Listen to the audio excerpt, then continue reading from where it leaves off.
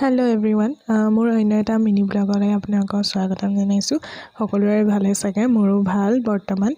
আৰু এতিয়া গধূলিয়ে হ'লগৈ, তো মই ব্লগটো ৰাতিপুৱাৰ পৰা ষ্টাৰ্ট কৰিমকৈ থাকি গ'ল। চ' ভাবিলোঁ মিনি ব্লগ এটা আপোনালোকৰ লগত শ্বেয়াৰ কৰোঁ, মই ৰাতি কি কৰোঁনো। চ' মই এতিয়া ইয়াত বহি মই কাম কৰি আছিলোঁ অলপমান।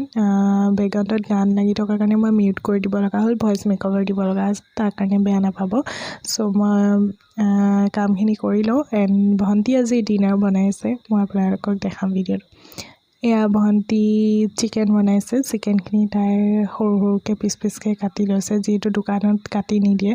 চ' তাই ধুনীয়াকৈ এইখিনি পিচ পিচকৈ কাটি আজি চিকেন আৰু ভাত আমাৰ ভণ্টিয়ে বনাব ৰাতি আজি ডিনাৰ। চ' তাই এনেকৈ সৰুকৈ ধুনীয়াকৈ পিচ পিচকৈ কাটি লৈছে আৰু তাই বহুত ধুনীয়া চিকেন বনায়।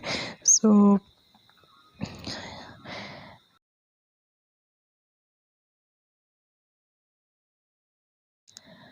এইখিনি তাই কেৰাহীত ফ্ৰাই কৰি লৈছে ধুনীয়াকৈ পিচ পিচকৈ, তেতিয়া মাংসখিনি ধুনীয়াকৈ সিজে আৰু খাবলৈও টেষ্টি হয়।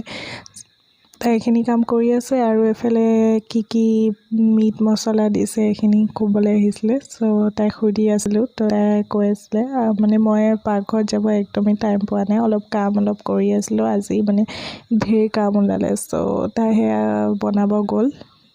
ফাইনেলি আমাৰ ডিনাৰ এয়া চিকেন আৰু ভাত। আজিলৈ বাই বাই, গুড নাইট।